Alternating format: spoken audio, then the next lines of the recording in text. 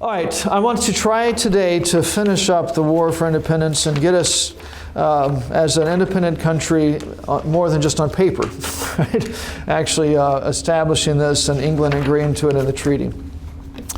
All right, somebody remind us what was going on when we had to quit last period. We weren't sure what was going to happen.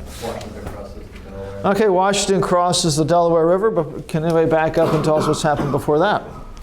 He attacked the Hessians at Trenton. Okay, that's forward, but that's right. He comes. Did we get to that part? Yeah. Okay, we actually talk. Okay, cross the Delaware, attacks the Hessians. All right, which was a victory, a phenomenal victory, a complete shock to not just the Hessians, but to the whole world. I mean, Washington had, well, why was it a complete shock? Because it was over Christmas night, and the Germans were good Germans. They were nice. Yeah, they were very happy. Okay, that's true. But more than that. Before this Christmas night attack, they were basically running away from the British. Not basically. Well, basically, there was a little bit of a controlled run, but they were just staying away from them because Washington knew he couldn't defeat them directly. So we have them being pushed out of New York. We talked about the Battle on Long Island, then the retreat to New York, and then getting defeated in New York, and then fleeing through the countryside, eventually crossing the Delaware River, right as winter's setting in. And then here late into the season, at that point they were, at basketball and football, and this was late into the war season. It was almost over. Anyway, late into the season, because of the weather, he crosses back across the river and takes the Hessians there at Trenton. All right, now I think I remember. I left it. What would the British do? What was going to happen? That's right. Is that, would they just fold up and go home? That doesn't, not what happened. So, all right, we have Washington taking the Hessians there, a very, very significant defeat in and of it, or victory in and of itself, right? But he follows this up with another victory that is another very good one. Before we get to that victory, we have to look at what the British do. They had been pulling back to New York for the wintertime. They wanted to be comfortable. But when they heard of this victory, Cornwallis comes to the area, and it appears that he has Washington pinned against the river at Trenton. Cornwallis actually made this statement: "At last we have run down the old fox," that's Washington, "and we will bag him in the morning." All right, it looked like Washington was pinned in.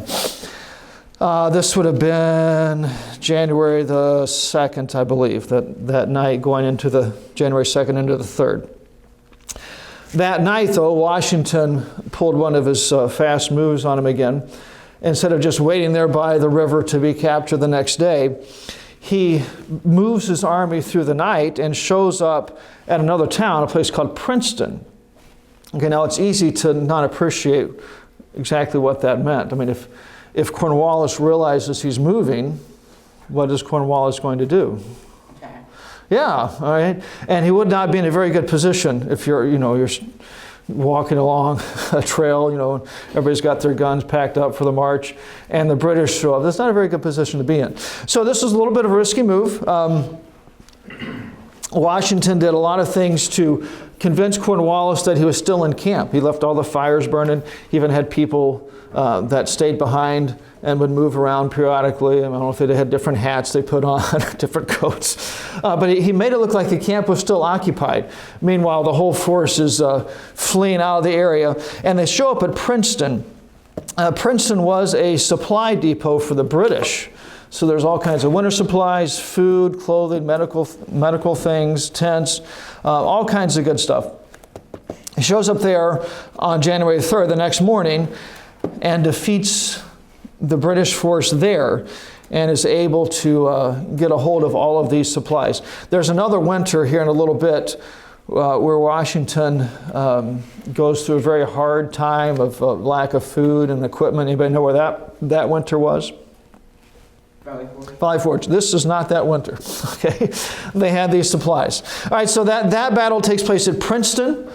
He defeats the British forces there, takes their supplies, and at that point the British do begin to retreat out of the area without the supplies and things like that.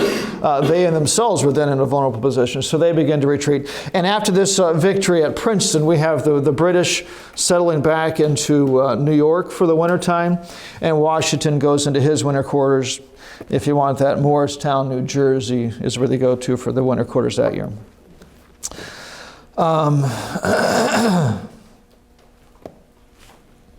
Okay, so another miraculous victory. I mean, it was, if you think of the year of just retreat, retreat, retreat, defeat, defeat, and then to turn around at the end and come up with these, it sent them into the wintertime on a very, very good note, to say the least. Plus, they had a lot of good food. Oh, there's too many good stories. At Princeton, the initial attack by the Americans wasn't being successful. So Washington himself went to the front of the lines, and it said he went about 30 yards from the British line and was turning around yelling at the Americans, come on. Both sides expected him to get killed at any minute. Obviously he didn't. But there are multiple times where Washington enters the fray directly like that and has a pivotal role to play. So, all right, so that was Princeton there on January the 3rd of 1777. If you go back to the title for this section, it was 1776 and Trenton and Princeton. The reason, we technically bleed over into 1777. So, all right, let me mention two other things before we leave this section and we get to the next phase of the war, 1777. The first one, I already mentioned this a little bit, some results from this campaign here in 1776, culminating with Trenton and Princeton. The first one is the Americans were greatly encouraged. I mean, it had been a discouraging year, and they pulled off these two victories here out of the blue, or maybe out of the cold, the better phrase. Anybody played on a sports team and you've lost and lost and lost, and then you managed to... No? Okay. Okay, so you wouldn't know what I'm talking about. And then you managed to pull off a victory. All right, it's very satisfying. So anyway, the Americans were greatly encouraged. The second thing here is just the opposite in England. England's very discouraged. I mean, here, they really expecting this just to not even be a fight. Just send over the British regulars, and these cowardly continental troops will just fold and melt away into the countryside. That wasn't the case. We have England on the other side of the ocean, discouraged by these activities, or these results. And then the last one, and maybe the one that's the most significant, is France begins to give aid and assistance. They had been a little hesitant before. You said they gave assistance? Yeah, to America, yep. Money, supplies, equipment. Can anybody think why France at this point? Is that just candy, Olivia? Let's wait on the candy. I thought it was a cough drop would be one thing, but not just candy. I'll try not to be too boring. Why would France have been a little bit hesitant before this point? They've been losing. Yeah, they didn't want to join the losing side. I mean, that was, if you ever get to be the dictator of a country, you want to join the winning side in the wars. Don't join the losing side. So they were a little bit hesitant because they didn't want to put their weight and effort to the side that's going to lose. If the Americans had they wanted America to win. They hated England, but they didn't want to put their name and reputation on the line here with the losing side. Here with these victories, it gives them some hope. Wow, these people can actually fight. So we began to get aid and supplies coming from France, which was extremely important. So, last thing to mention here, not results of this, but the last thing in this section is an American who began doing things at this point. His name is Robert Morris. He does things all through the war here, dealing with money. He began, especially at this point, collecting money personally, going and getting people to donate money, collecting money personally and giving it to Washington. If we think the current Congress is inefficient and incompetent, all right, this Congress was less so. And it really isn't an insult to them.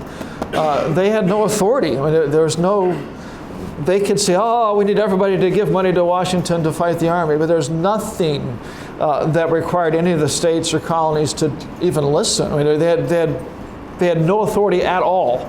All right, so they were in a very, very bad spot. And Morris here, knowing this, comes along and does a whole lot of work here, as well as other times through the war, providing money to Washington.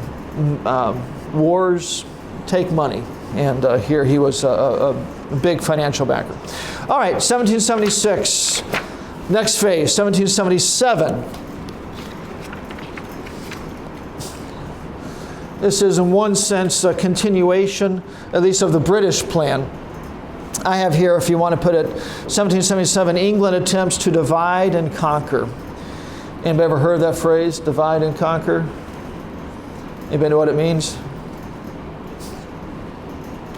Divide. No.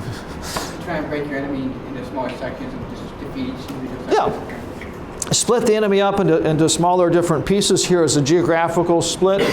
And then you could take each piece by itself. Their plan was to divide the colonies right here. Right, they already took New York. That was actually the first step in this plan.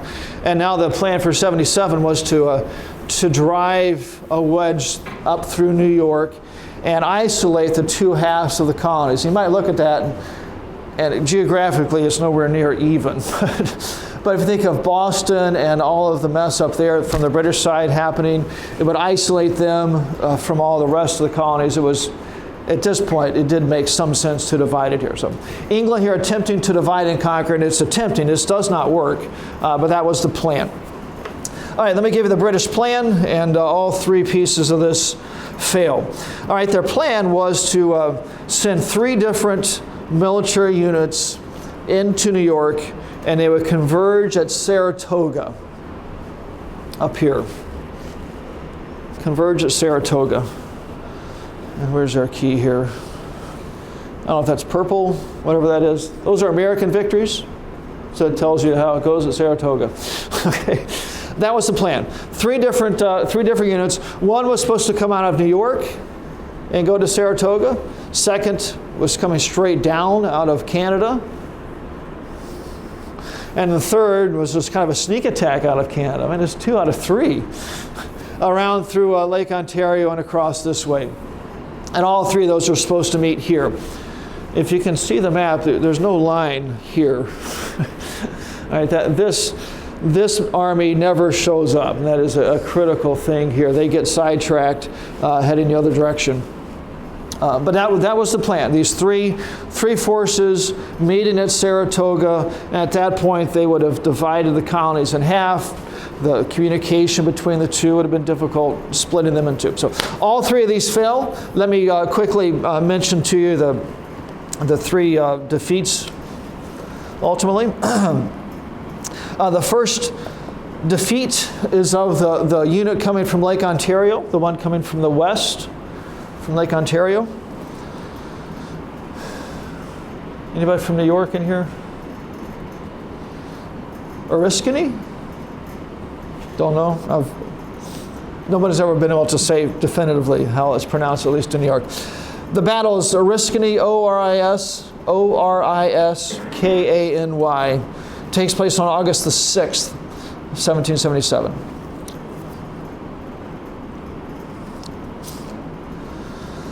Battle of Oriskany. If you want, the British general's name was St. Leger, L-A-G-E-R. That was Americans defeating. This was the smallest of the armies moving around here, but they are defeated. This was a nasty battle. Not that battles are ever nice, but it was a rainy day. So muskets with gunpowder to charge them, and it didn't work very good. So this ends up being mostly hand-to-hand battle, which is especially ugly and gruesome. But the Americans managed to win the day here. There's an interesting story afterwards. After the Americans win the battle, they are able to, they come across a shepherd, a mentally retarded person, not a shepherd with sheep, a mentally retarded person that liked the British, a pro-British handicapped person. And they convinced this guy that the entire American army is coming after St. Ledger, not just a small unit that they met in battle. You know, everybody's coming. Washington, all of the people are coming, and then they let him go. And St. Ledger believes them, so they hightail it out of the area, thinking that the entire American force is coming after them. So. All right, so, next time we walk by the shepherd's class, maybe we need to take advantage of them. So, all right, so that was the first. On August the 6th, that prong doesn't show up. All right, the next prong, the next part of this attack we'll look at is the one that comes out of Canada. All these essentially start at the same time, so it's not necessarily a chronological order, although the battle here does take place later. The next piece comes out of Canada, of Montreal. Montreal, did I say it close? Yeah. That's just say yes. All right, General Burgoyne is the British commander, Burgoyne if you want it. And he gets defeated at the Battle of Saratoga on October the 17th by a man named General Gates, or at least he's the officially recognized commander. He spent the entire battle, if I remember right, in his tent because he claimed he was sick. Yes. Benedetto actually was at Oriskany and also at Saratoga. All right. October the 17th, the forces meet here, and this was much more of a large-scale battle. We had the American side under Gates ended up being about 20,000 troops. Burgoyne had 5,000, but those 5,000 well-trained, well-outfitted regulars there. The Americans win. The British, with Burgoyne, expected as he traveled through the countryside for the populace to flock to the British side. They're thinking, who's going to join these crazy rebels? So they expected their army to just swell in size as they traveled through the countryside. And exactly the opposite happened.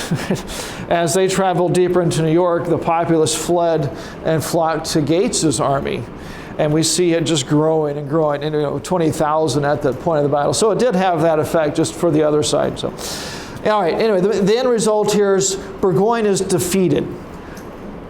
Legitimate British army against a ragtag group of Americans, British defeated. All right, this is, Oriskany was smaller units, not nearly the scale of this thing. This was a full-scale battle, and the Americans win. This is often looked at as the turning point of the war. It's hard for me to give credit to that because Washington wasn't here, but it was extremely significant. All right, and it's not really unfair to call it the turning point of the war. We have a full-fledged British army getting defeated. If you think of Washington and what had happened with him, this is the first time this had happened. Very, very significant. All right, so that's the Battle of Saratoga, General Gates. I do need to mention one thing kind of as a side note. Matthew already mentioned it. Benedict Arnold was a key figure in this battle. General Gates, the official commander, he was sick in his tent. Arnold was on the battlefield. He actually was the one instrumental and most directly responsible for this victory. Right? And this was a lot of the reason why he got so bitter. He never got recognized for this. And I'm not saying he probably should have gotten recognized. Getting bitter and becoming a traitor isn't the right response to being bitter or to not being recognized. But he did play a major, major role here at Saratoga. Okay, that was the second of the two attacks. Questions on that? If you've read any books about this, we're skipping lots of good stuff.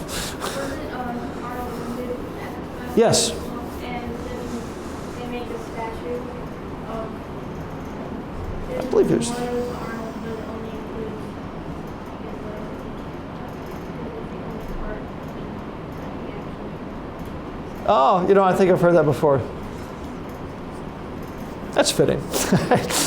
All right, we got one more piece of this attack. So we've got the army out of Montreal being defeated, or Oriskany being defeated. The other one is the army in New York, a very large military force there. All right, this army, instead of following the plan, the British here, the commander is a guy named Henry Clinton.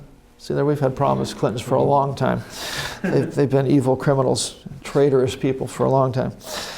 All right, Clinton here, instead of following the plan and going north into New York at Saratoga, he took his roughly 18,000 men and went to Philadelphia. Think of how different Saratoga would have been if there were 23,000 British regulars there. Extremely different. So anyway, he doesn't follow the plan. If he had, who knows what would have happened, but very likely Saratoga would not be the turning point of the war. It'd be another one of those times where we talk about the Americans escaping and living to fight another day or something. All right, anyway, he heads to Philadelphia. His thinking was that Philadelphia's kind of become the default capital of the country, and if we can take Philadelphia, then this whole thing is going to fall apart. It didn't work, but that was his plan. So he heads off to Philadelphia. He does actually take Philadelphia, but it does not destroy this rebellion as he thought of it. There's a couple of battles I want to mention that take place here around this movement to Philadelphia. The first one is a battle as Clinton is moving to Philadelphia.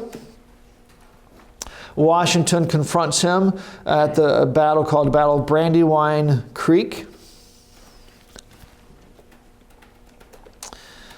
That was September the 11th. And Washington lost. Oh. Yeah. It was a costly victory. I don't have the exact numbers here, but Washington had about 1,000 casualties, and my description for the other side is considerably more. So they did win, but it was a little bit costly. So that was September the 11th. That was as the British are trying to approach Philadelphia. The British win. They take control of the city on September the 16th, not 17th. Okay, so by the middle of September, we have the British occupying Philadelphia. The next battle takes place on October the 4th, and it's the Battle of Germantown. Washington again loses.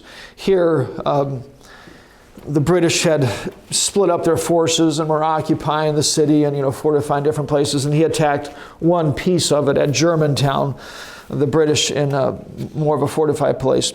Washington gets defeated here, October the 4th, and from there he goes to winter quarters, much, much different than the prior year. He does not have the supplies from Princeton to take with him. So he heads to Valley Forge for the winter at this point. Okay, and that wraps up the movements in 1777. Excuse me. Well, any questions on that? Okay. Thus far, we have the British in New York, the British in Philadelphia. Those are the two places they've taken. Yes? Why does the map say Howie from New York, July, August 1779? He was actually the commander that made the commander in charge on the ground. Clinton, if I understand it right, was the overall commander of all the forces in New York, which about 7,000 stayed in New York. So Clinton and Howard both show up with this movement. Okay, next section of the war, at least as I have it split up, is 1778 through the end. We're going to wrap all of this up here for the northern part. The center of activity moves to the south. So we're gonna very quickly describe what happens up here. And the short story is not much. Okay, there's not a whole lot that happens. We've talked about most of the little lines up there. There's not a whole lot to talk about. So, all right. First thing to talk about here in this, just kind of a summary of what happens for the second half of the war, is that the British abandon Philadelphia and concentrate their forces in New York. That takes place in 1778, the next year.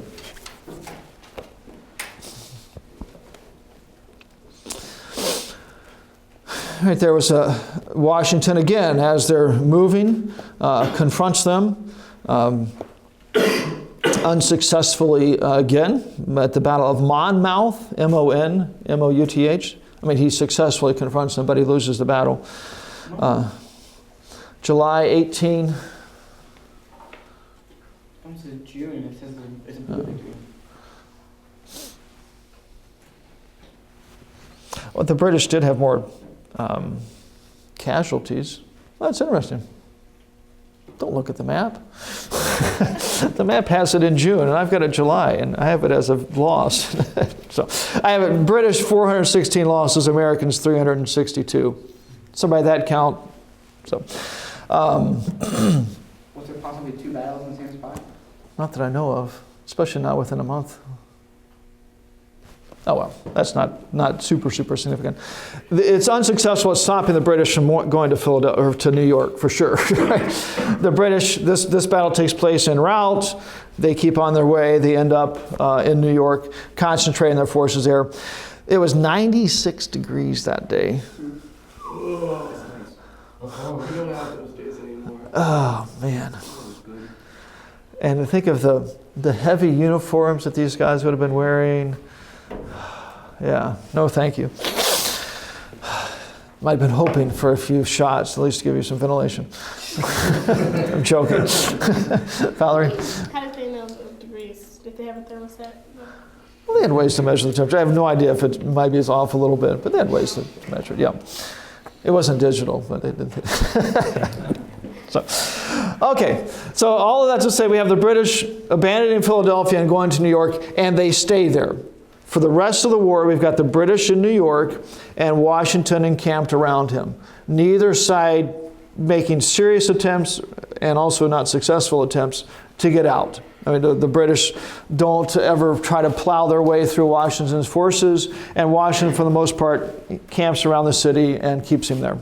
So for the rest of the war, there's 20,000+ troops sitting in New York? Yes, some of them leave here and there, but yeah, there's a large body of troops there. Seems kind of wasteful. Well, they were hoping things would go different in the South, and then they would plow through Washington. And anyway. So anyway, for the rest of the war, we have Washington. I shouldn't say the rest of the war. Washington does leave right at the end to go down to Yorktown. But for the next phase, we have the army in New York and Washington on the outside. All right, one other thing we need to mention for the 1778 through the end here in the north is Benedict Arnold. He felt slighted, he'd gotten bitter, so he attempted to turn West Point over to the British. He was placed in command there in July of 1780, and he attempted to turn over to the British. Failed, but that was the plot is uncovered on September the 23rd of 1780. His fellow conspirator, anybody know his name? Major, it's French with name? Andre. Yeah.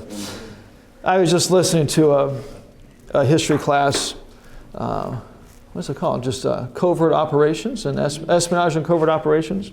Anyway, going through history, and he made reference to this story. You know, Andre was a spy, out of uniform, traveling behind enemy lines, arranging for this traitorous act to take place.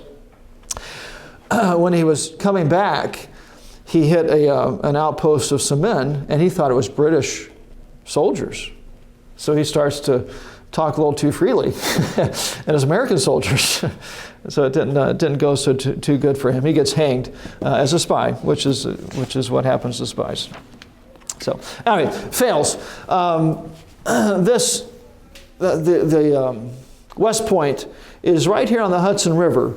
This line that they would have followed up there, if that had taken, it would have reopened this whole countryside to the British coming through. That's not the same West Point that is the military academy. Yeah, same place. I thought that was Virginia. No. Same place. Beautiful area if you ever want to go there. All right, so we have Benedict Arnold, that taking place there in the north, and Benedict Arnold justly becoming infamous for his acts, and even the British didn't especially trust him anymore. All right, the next phase, we have 1778 through the end in the north. The next part to talk about is the war in the south. Okay, so up here in the north, we've had movements here and there, stuff all around, but basically the British here, Washington around them. That settled down right there. Things change in the south. If you can see past Valerie's head, there's all kinds of red and blue arrows all over the place down there. There's a lot of movement in the south. This really is it is because the British changed their strategy. What was the initial strategy? Divide and conquer. Divide and conquer.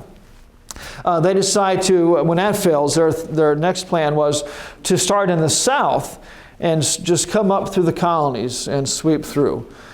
The king here, George III, actually thought, well, if we're not completely successful, at least we'll have part. His comment was, where is it? Half a loaf is better than none. He thought, if we never do take back New York, but we can at least keep some of it. So this is a change of strategy, focusing on the South, and the plan was to get control of the South, and then from there, launch their attacks into the North and go from that. So change of strategy. All right, so the first point I have is that here in the war in the South, between 1778 and 1780, England conquered most of the South. All right, they are initially successful in this thing. They established control, at least loose control, over most of the South. There's a couple names we should mention here at least. A guy named Francis Marion. Caleb knows his name? Pastor Himmler tell you about him? Or okay, just know his name. Okay. I'm pretty sure he told me about him. So, anybody, you want to tell us about him? Or? He leads a band of rebels against the British. Yeah, leads a band of rebels, a group of, he's called the Swamp Fox, basically guerrilla fighters who show up and fight the British and then melt into the countryside, and they can never find them again. Francis Marion. There was a lot of that type of resistance through the South. He shows up. There's one battle I've got to tell you about because we win it. It's one of the exceptions here in this phase. It's the Battle of Kings Mountain, way out over here. October. They have the right date? Yeah, they have the right date on that one. So we win it. Okay, we're good. October of 1780. So it's towards the end of this time frame where they established control of most of the South. This is a battle at Kings Mountain. It was in the frontier region. Not that any of it wasn't especially frontier. It was a frontier region. And what happened was there was a group of, frontiersmen, a bunch of hillbillies who lived across the mountains. There were settlements on this side, and there's a bunch of hillbillies and, frontiersmen, trappers, the people that live in the Appalachian Mountains today, What's that? Yes, except it wasn't illegal, but yeah, I'm sure they're making their own whiskey and stuff. There's a group of them across the mountains, and they had been part of the group that kept harassing the British. So the British decided to go over and take care of this. And en route, those hillbillies come and meet them at Kings Mountain. And we have a very ugly day for the British. The Americans had 28 killed and 60 wounded. The British had 389 killed and 716 captured as prisoners. 20 went missing. Almost a complete, it was almost the entire force accounted for there. It was a very ugly day. And it literally was, these guys were camped on the top of this hill, and all these guys show up with their rifles, hiding around the camp, and they just opened fire. It was a very, very ugly day to be on the British side. So that was one of the exceptions. Okay, most of these battles don't go our way here. Let me read you. This is from a guy named Benjamin Sharp. He was actually at the battle. He said the colonel himself was left dead on the field. A guy named Tarleton, a very nasty, vicious guy, having signed his own death warrant less than a month earlier when he sent a message from his camp in Gilbertown, Rutherford, to the officers on the Western Waters, to these crazy hillbillies that keep harassing him, that if they did not desist from their opposition to the British Army and take protection under his standard, he would march his army over the mountains, hang their leaders, and lay their country waste with fire and sword. That was his warning to these people, and they showed up to tell him that they didn't especially like it. So, all right. So Kings Mountain, one of the exceptions there. But anyway, the basic point is 1778 through 80, the British conquer most of the South. All right, the next point is Nathaniel Greene reconquers the South. Nathaniel Greene comes along. He is placed in charge of the American forces, and he is able to reconquer the South. There had been another guy brought down to lead the American forces, a guy named Gates. Anybody know where he had shown up before? Stephanie does, Matthew. He stayed in his tent because he was sick. From Saratoga, he's the hero of Saratoga. He actually was brought down, and he got defeated in August of 1780. And he actually, as the battle started, he fled. Right? I mean, he was at that point. He was found out as just a complete coward. What's that? I said deserter. Yeah, I mean, his reputation was ruined at that point. So anyway, we get this new commander, a man named Nathaniel Greene. He's an interesting man. He's called the Fighting Quaker. Typically, Quakers are against fighting, but somehow he got over that. He's placed in charge on December the 2nd, 1780. If you can't see this here, there's a lot of swirling around down here. We're not going to look at all of those. Basically, a lot of that is 1778 to 80, the British conquering. Now we're going to come back and look at the key events of the North, or the Americans taking it back. All right, December the 2nd, we have General Greene in charge. The first battle of significance is on January the 17th of 81, the Battle of Cowpens. That one should be, yeah. Battle of Cowpens, this was an American victory. Relatively small units. There's about 1,000 British troops there, and of that, 230 are killed or wounded, and 600 are captured. And on the American side, 12 killed, 61 wounded. So another very lopsided battle here. It sets in motion a series of events, though. So we have this victory, January 17th at Cowpens. From that point on, the British commander, a man named Cornwallis, comes to try to confront Greene. We have Greene, the commander here, defeating this relatively small group of soldiers. Cornwallis comes with the main army and wants to confront Greene. And Greene just stays away from him, keeps pulling Cornwallis deeper and deeper into the countryside. Right? And eventually gets to the point where Cornwallis is running out of supplies. Right? Greene, his people live there. I mean, they can, they go home to their fields and get more food. And they can resupply themselves. Cornwallis didn't have that option, so as he got dragged further and further away from the countryside, into the countryside, he's getting sucked away from his supply base. And it gets to the point where he has to turn back and head to the coast to get more supplies. And as he leaves, Greene turns around, and we have Greene coming through the area and establishing American control of most of the South.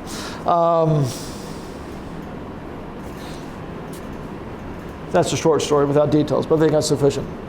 So we have Cornwallis being forced to retreat back to the country, or to the coast, to get supplies, and then in that vacuum of British power, Greene sweeping through and defeating the outposts and cleaning up any British that are left behind, and he begins to establish American control in the South. All right, that gets us up to the end of the war here. Here we can see Cornwallis dropping back down to the coast. And the next movement is up this way. We have things building here to the end. And the next part of the war for me is Yorktown and the Treaty of Paris. Somebody tell us what's happening in the north? You're all right? What's happening up north? In the American War for Independence at this point. We'll let Matthew go again. Valerie almost raised her hand. You want to answer? And the British are in New York. We still have that. The British in New York, Washington around the outside. Not a whole lot happening. In the South, we've had the British take control of major parts of it, and now the Americans take back over control. And we have Cornwallis heading up north. Things change here quickly. So, all right, first thing here, Yorktown, Treaty of Paris, the Battle of Yorktown. All right, Washington here pulls another fast one, but this time he wins. All right, and he picked the right one to win. All right, what happens here? The British, all the forces in the South, they began to concentrate their forces around Yorktown. Cornwallis comes up from the south. Some of the other units up there in Virginia, they all begin to pull their forces around New York. Greene follows him up. Okay. And at this point, Washington pulls most of his army away from New York. And he doesn't wave signs and hold them up, we're leaving, please come ravage the countryside. He leaves forces there, and much like he's done before, kept up all appearances of a full camp, and who knows, and different coats and different hats, I'm not sure what they did. But kept up appearances to make it look like a full camp, and he takes the bulk of his army down to Yorktown. All right, so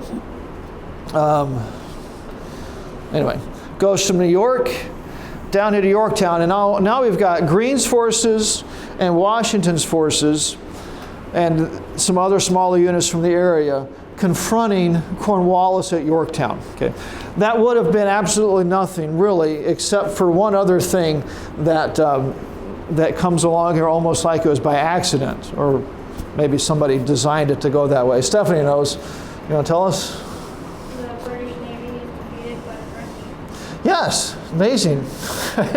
Amazing. It didn't last very long. All right, there's a line here. This is the French Navy coming up from the Caribbean. What's that? All right. And they defeat the British. Typically at points like this, the British Navy would show up. This is the only time that the French ever beat the British. Yeah, this is it. The British Navy would show up either and use their cannons to fend off the attackers, just pick up all the troops and sail away. And then everyone's standing left and on the sand there, like, now who do we kill next? They're all gone. Just sail away. All right. But the French come up here, and when the British come down to rescue Cornwallis at Yorktown, the French win. So now all of a sudden this situation went from being no big deal for Cornwallis, we'll just have the British fleet come and pick us up and we'll run this again next year some other place, to we're in trouble. Okay. All right. There was no rescue. Once this happened, there was no rescue for Cornwallis. He's pinned against the ocean. We have Washington and Greene's forces both attacking him. And we have a situation that I'm sure Cornwallis would not even have dreamed of happening, of him being pinned against the coast and the French or the British fleet not able to help them. All right, so we have this small window where the French defeat the British, and in that window we have Cornwallis pinned here on the coast, and he is forced to surrender on October the 19th of 81. October the 19th. There's about 16,000 American forces there, and Cornwallis initially starts with about 8,000, about 7,200 surrender. And Cornwallis did fight. He wasn't a coward, but it was really a hopeless situation for him. De Grasse, I think it's the next year or very soon thereafter, not only loses to the British but gets killed in the battle. So this is this is a rare moment in French history. Okay, so the Battle of Yorktown. Here we have the entire army of Cornwallis surrendering. Saratoga, we had the whole army being defeated, but here we got the whole thing surrendering. And this really does end the war. All right, there's still, New York's still occupied. It's a couple years before you have a treaty, but this effectively ends it. Cornwallis had his band play a song that is kind of fitting, actually. Yeah, the world turned upside down. This isn't supposed to happen. Those upstart colonies defeating England, the major world power. It's not supposed to happen. Cornwallis also claimed he was too sick to come out and formally surrender. So he sent out his second in command to surrender, which was an insult to Washington. So Washington repaid in kind and sent his second in command out to accept the surrender. So anyway, this was unimaginable, really, to the British that this could happen. here. So Yorktown, end of the war here. Washington does pull off an amazing victory here. We've before talked about these defeats and him able to survive to fight another day. Here he pulls off an amazing victory at Yorktown. Okay, questions about Yorktown? Wasn't there a French army present? Yes, Under Lafayette was there with, there's about 1,000, I think. well, Lafayette was in the Continental Army. Wasn't there a separate French? He was around, I don't have all the commanders here listed, but there were some French forces here, yes. So. Is that right? Do you have to comment? You guys were saying the little girl. The little girl? Yeah, that's the little girl. Little girl. How do you say it? Lafayette. Lafayette. And what does that mean? Lafayette, that's apparently Lafayette, that's the little girl. I did not often. I've always talked about the little girl that helped Washington. That changes all of history. Always invention pants and, okay. That's funny. Sometime we should have a branch class in Canada and make us listen in French or something like that so you can laugh at us. So you are laughing at us though. Wait, that's not fair. All right, last thing to talk about is the Treaty of Paris, 1783. The French are very good at surrendering. That's why I always figure these treaties are there. Treaty of Paris, 1783. This is the treaty that officially ends the war. 1781 was that last battle. Really, that was the effective end. At that point, the will of the British to continue to fight was gone. It was over. This formalizes it. Okay, like every good treaty, there's 3 provisions. The first one is the colonies were recognized as independent, recognized by His Britannic Majesty as free, sovereign, and independent states. The second thing it did was lay out the territory that is being recognized as independent, which geographically, what area are we talking about?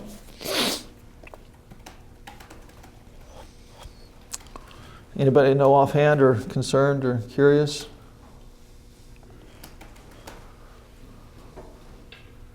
It's basically that area. If it's from Canada down to Florida, and then from the coast all the way to the Mississippi, that whole kind of the eastern part of the United States, that's all recognized as free and independent. Wasn't there like a fight later on between over Maine because they couldn't figure out which part was which? Yeah, there was a border dispute there. Is that late, mid? The point of that later on during the That was later. It was the 1840s, but I might be wrong on that. So, there's a couple pieces that we had to settle exactly where the boundary was later on, even further west. So, okay, so the territory was laid out. What land we're actually talking about is being set free here by England. And then the last part is Spain was given to Florida. Spain is given good. The other way around. Don't you remember the Floridian takeover of Spain? Wow. Did anybody just write that down and not pay attention? I said it and didn't pay attention, so it's understandable. I have in my notes, Spain regained Florida, and Florida was given back to Spain. So they had gotten involved towards the end. France is the one who really got cheated here. I mean, they didn't get anything. So. All right. I do have here a note. It was April the 12th of 82 that de Grasse gets defeated. So it was not very long, the French commander. All right, let me read to you a little bit of a quote by George Washington, and then we can abandon academic activities for a week of frivolity. All right, this is Washington speaking. The citizens of America placed in the most, or him, I think it's something he wrote, placed in the most enviable conditions as the sole lords and proprietors of a vast tract of continent, comprehending all the various soils, climates of the world, etc. I'm going to skip a little bit. They are now from this period to be considered as actors on a most conspicuous theater, which seems to be peculiarly designed by Providence, God, for the display of human greatness and felicity. See there? I mean, going way back to this point, we thought we were good. Here, they're not only surrounded with everything which can contribute to the completion of private and domestic enjoyment, but heaven has crowned all its other blessings by giving a fair opportunity for political happiness than any other nation has ever been favored with. So he goes on to talk about other things, but here Washington recognized a really historically very unique position America was put in the way they became a country. All right, see you next week.